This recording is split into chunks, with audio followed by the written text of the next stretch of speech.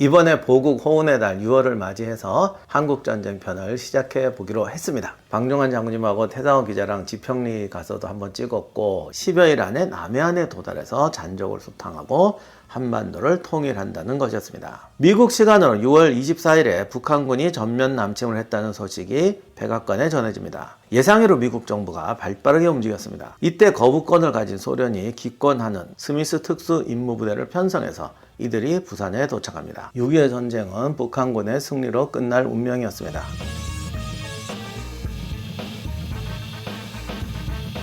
안녕하세요, 임영환입니다. 오랫동안 많은 분들이 요청을 해주셨는데 그동안 하지 못하고 있던 주제가 하나 있습니다. 바로 6.25 전쟁입니다. 사실 6.25 전쟁은 자료도 많고 민감한 주제이기도 하고 그리고 또 연구도 많이 되긴 했습니다. 그런데 그렇다고 해서 남이 해놓은 거 그냥 베껴서 요약할 수도 없고 그러다 보니까 제가 많이 망설였는데 이번에 보국 호운의 달 6월을 맞이해서 한국전쟁편을 시작해 보기로 했습니다. 오늘 첫 시간은 한국전쟁 전체를 간단하게 요약하는 시간을 가지고 앞으로 다양한 전투, 주제, 여러 가지 이슈, 특집들을 차례로 다뤄보도록 하겠습니다. 기회가 되면 현장 답사나 또는 현지 강연, 참전자 인터뷰, 그리고 이제 한국전쟁과 관련된 특별한 이슈들도 한번 다뤄보는 시간을 가지도록 하겠습니다. 사실 이거 지난번에 여러 번 시도를 했었어요. 방종환 장군님하고 태상호 기자랑 지평리 가서도 한번 찍었고 여러 번 했는데 근데 막상 해보니까 이 로케나 이런 거는 전문적인 촬영팀이나 지원이 없이 도저히 안 되더라고요. 그래서 두세 번인가 했다가 지금 상영도 못하고 있습니다. 그래서 이번에 잘 돼서 여러분의 호응이 있으면은 그런 것도 한번 진행해 보도록 하겠습니다. 여러분의 많은 성원과 도움 부탁드립니다. 오늘은 한국전쟁 제1편 한편으로 보는 한국전쟁입니다. 한국전쟁 전체의 개요를 몇 가지 테마를 가지고 한번 요약해 보도록 하겠습니다. 1편 운명의 3일 1950년 6월 25일 새벽 4시를 기점으로 38도선 전역과 동해안에서 동시에 침공이 시작됩니다. 옹진반도에서 강원도까지 8개 사단과 2개 연대, 동해안에는 특전부대가 상륙을 시도합니다. 당시 국군은 38선에 겨우 4개 사단이 배치되어 있었습니다. 그나마 3분의 1이 휴가 외박을 나가 있었죠. 정작 현대전에서 전투력을 측정하는 중요한 지표는 병력보다 화력입니다. 그런데 화력은 북한군의 절반도 되지 않았습니다. 박격포 수는 비슷하지만 결정적인 야포는 155mm 포는 없었고 105mm 91문 뿐이었습니다. 북한군은 122mm 포를 포함해서 야포가 565문, 국군은 한 대도 없는 전차, 그것도 T-34 전차가 242대, Su-76 돌격포 188문이 있었죠. 여기에 모터사이클 연대, 차량과 수송력까지 합하면 기동력, 군수 능력에서도 상대가 되지 않았습니다. 전차에 대항해서 국군은 대전차포 140문, 2.36인치 바추카포 1900문을 보유하고 있었어요. 꽤 많은 숫자지만 사실상 화력이 약해서 북한군 전차를 파괴할 수가 없었습니다. 더 큰 문제는 전술 능력이에요. 아까 기동력과 수송력의 말씀을 드렸는데 북한군은 사단급 훈련을 마쳤고 전투 경험이 있는 팔로군 출신이 약 10개 연대, 전체 병력이 30%에서 50%가 이들을 차지했습니다. 사단 전체가 팔로군 출신으로 편성된 사단도 있었죠. 팔로군은 박격포를 잘 쏘기로 유명했는데 한국전쟁 초반기에 박격포에 많은 피해를 입었습니다. 박격포로 그런 공격이 있을 거라고 예상을 하지 못하고 있다가 당하는 경우가 많았죠. 반면에 한국군은 총 22개 연대 중에서 5개 연대만이 대대급 훈련을 마친 상태였습니다. 배치도 비전술적이었고 전쟁 직전에 전군 지휘관 교체와 부대 이동으로 상당수의 지휘관이 지형 숙지나 부대 파악이 안 된 상태였습니다. 그것은 나중에 하나하나 개별 주제로 살펴보도록 하겠습니다. 이처럼 병력, 화력에서 절대 열세에 북한군이 선제 타격을 하는 입장이고 전술 기동 능력까지 감안하면 전력 차이는 10대 1, 50대 1까지도 벌어집니다.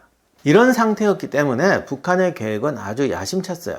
첫째, 3일 만에 서울을 점령하고 한강 이북에서 국군 주력을 섬멸한다. 둘째, 5일 안에 수원, 원주, 삼청라인까지 진격해서 2차로 국군 주력을 섬멸한다. 셋째, 14일 안에 국군 후방부대를 경멸하고 군산, 대구, 포항 라인까지 진출한다.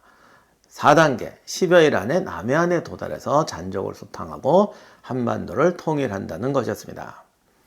6월 28일에 북한군이 서울에 입성하면서 3일 만에 서울을 점령한다는 계획은 멋지게 성공합니다. 그러나 국군 주력을 섬멸하는 데는 실패합니다.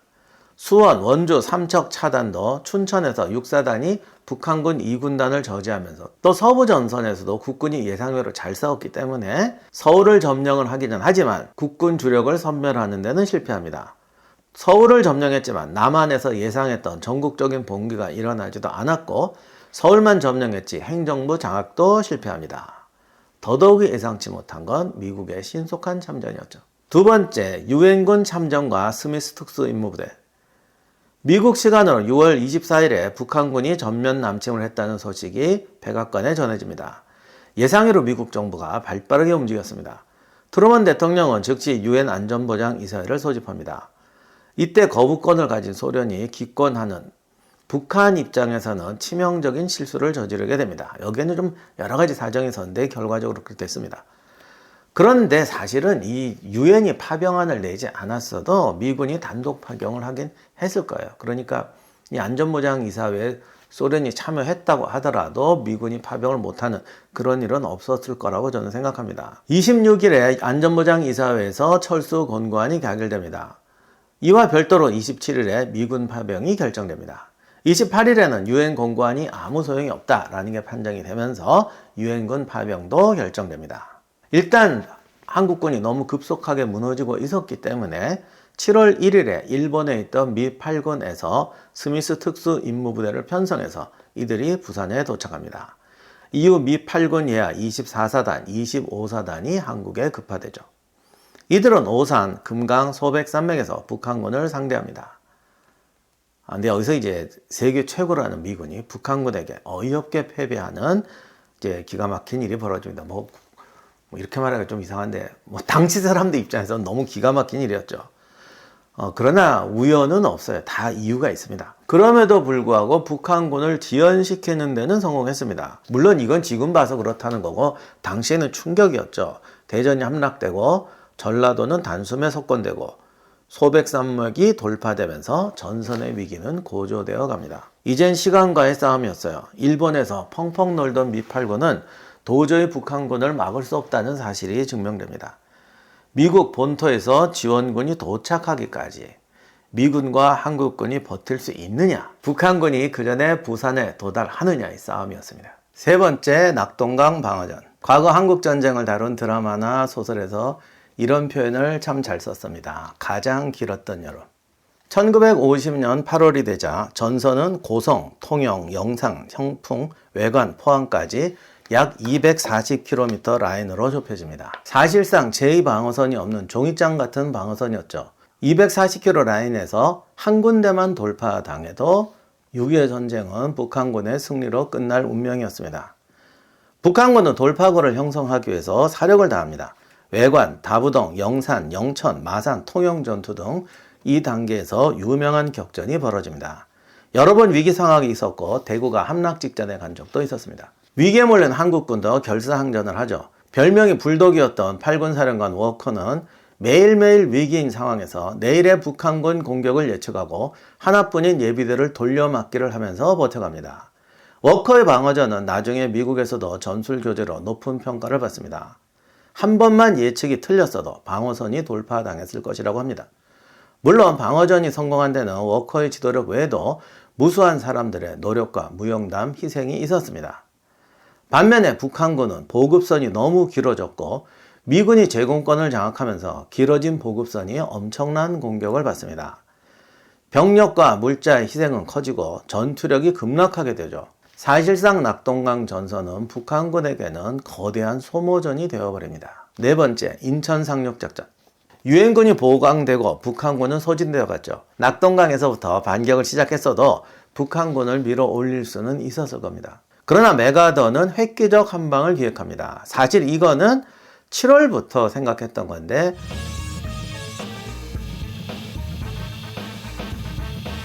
단숨에 상륙작전으로 북한군의 뒤를 끊고 새벽 2시에 상륙작전이 시작됩니다. 위에서 막고 아래서 밀고 올라가는 망치와 모루 전술이었죠. 민간인 피해가 엄청났겠죠. 중공군이 참전하겠다는 협박을 합니다.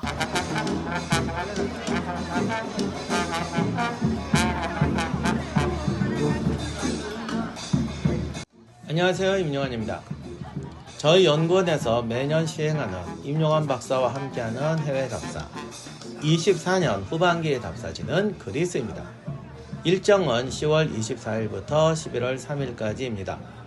신청 마감이 6월 30일까지입니다. 신청하실 분은 서둘러 주시길 바랍니다. 이번 답사의 주요 방문지는 아테네, 코린토스, 스파르타, 미케네, 델포이, 메테오라, 그리고 팔라미티 성과 미스트라 같은 멋진 요새들, 테르모필라이, 플라타이아, 카이로네이아 등 전쟁사를 바꾼 중요한 전적지들을 방문합니다. 가는 곳마다 제가 동행하면서 설명을 합니다. 별도로 펠로폰네소스 전쟁, 그리스 페르시아 전쟁, 아테네 민주주의의 흥망 등 다양한 주제로 현장에서만 느낄 수 있는 특별한 특강이 준비되어 있습니다. 신청하실 분은 아래 더보기란이나 고정 댓글에 링크를 클릭해 주시기 바랍니다. 여러분의 많은 참여를 기다리겠습니다.